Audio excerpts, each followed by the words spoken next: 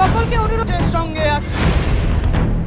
চিরদিন কাহারও সমান নাহি যায়, আজিকে যে রাজাদিরাজ কাল সে ভিক্ষা চায়।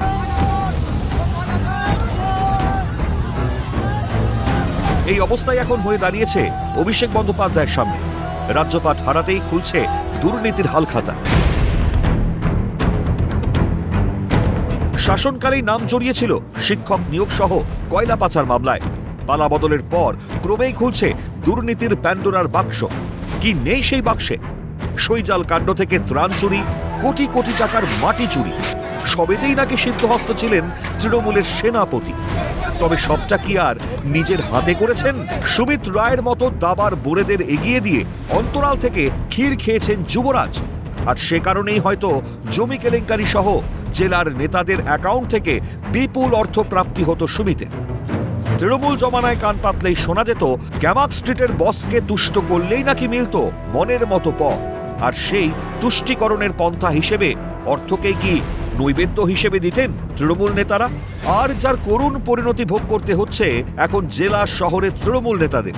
কারণ তারা এতটাই দুর্নীতিগ্রস্ত হয়ে উঠেছিলেন যে তাদের সর্বগ্রাসী থাবায় জর্জরিত হয়ে উঠেছিলেন সাধারণ মানুষ। তাই রাজ্যে পালাবদল হতেই দেখা যাচ্ছে শ্রীগড়ে ঠাঁই হচ্ছে তৃণমূল নেতাদের। পরিস্থিতি এমন যে তৃণমূল শব্দটা শুনলেই তেলে বেগুনে জ্বলে উঠছেন রাজ্যবাসী। দুর্নীতিগ্রস্ত নেতাদের হাতের কাছে পেলেই ক্ষোভের বহিঃপ্রকাশ। ছুটে আসছে ডিমের মাখামাখি হয়ে মুখ রক্ষার চেষ্টা করতে দেখা যাচ্ছে তৃণমূল নেতাদের। যার শুরুটা হয়েছিল সোনারপুর দিয়ে। রাজনীতি কি বিচিত্র জিনিস তা হারে হারে টের পেয়েছিলেন তৃণমূলের রাজপুত্র। মানুষের জনরোষ ঠিক কি জিনিস, দুর্নীতির বিরুদ্ধে মুখ খুললে মানুষ কি করতে পারেন সেই দিনই বুঝে গিয়ে হাসপাতালে আশ্রয় নেওয়ার বৃথা চেষ্টা চালিয়েছেন। কিন্তু কাজের কাজ কিছুই হয়নি। আসলে ওই যে বললাম, চিরদিন কাহারও সমান নাহি যায়। সে কারণেই প্রশাসন স্থাবকতা ভুলে মেরুদণ্ড সোজা রাখা শুরু করতেই ফাপড়ে তৃণমূল সাংসদ। এতদিন ইডি সিবিআই কি জিনিস তা চাক্ষুষ করেছে দুর্নীতিগ্রস্তরা, কিন্তু সিআইডিও যে দুর্নীতির রহস্য ভেদে কোনো অংশে কম নয় তা দেখিয়ে দিয়েছে বিজেপি সরকার। আর সে কারণেই সই জালিয়াতি কাণ্ডে 3 বার সমন এড়ানোর পরেও আদালতের নির্দেশে ভবানী ভবনে হাজিরা দিতে হয় অভিষেককে।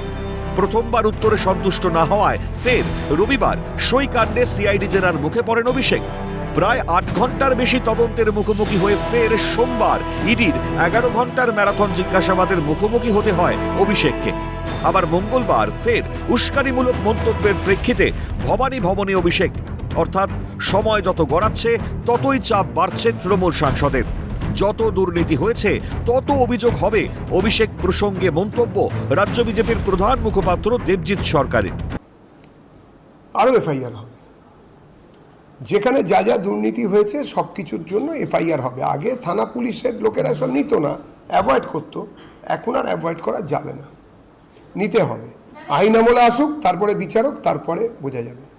রাজ্যে আইনের শাসন প্রতিষ্ঠা হয়েছে, সে কারণেই যা হবার তাই হচ্ছে। প্রতিক্রিয়া বিজেপি বিধায়ক রুদ্রনীল ঘোষের। দেখুন, অন্যায়ের সঙ্গে যুক্ত থাকলে তার যদি প্রমাণ থাকে, আপনি হন, আমি হই, বা যেই হন না কেন, তাকে তো ডাকাডাকি করা হবেই। আর এই ডাকটা পশ্চিমবঙ্গের মানুষ শুনতে চাইছিলেন, যে অন্যায় পশ্চিমবঙ্গের মানুষের সঙ্গে তারা করেছিলেন। তো ফলত তিনি সেই ডাকে সাড়া দিতে বাধ্য হয়ে যাচ্ছেন, কারণ এখন আইনের শাসন প্রতিষ্ঠা করার সরকার পশ্চিমবঙ্গের মানুষ নিয়ে এসেছেন, যেখানে ভয় আউট এবং ভরসা ইন। এর আগে তো শাসকের আইন চলতো, যাতে আমাদের সংবিধানের গরিমা, আমাদের আইনের যে নিয়ম তা ম্লান হতো প্রত্যেক মুহূর্তে। অত্যন্ত সুযোগ্য পুলিশকে বাধ্য করা হতো ক্রিমিনালদের স্যালুট ঠুকতে। সব মিলিয়ে আইনের জাতাকলে অভিষেক বন্দ্যোপাধ্যায়। একদিকে দল হাতছাড়া হওয়ার মুখে, অন্যদিকে ক্রমেই দুর্নীতির অভিযোগে বিদ্ধ হতে হচ্ছে মিস্টার বন্দ্যোপাধ্যায়কে। কিভাবে সামলাবেন সারাশি চাপ? উত্তর শুধুই সময়ের গর্ভে। ক্যালকাটা নিউজ।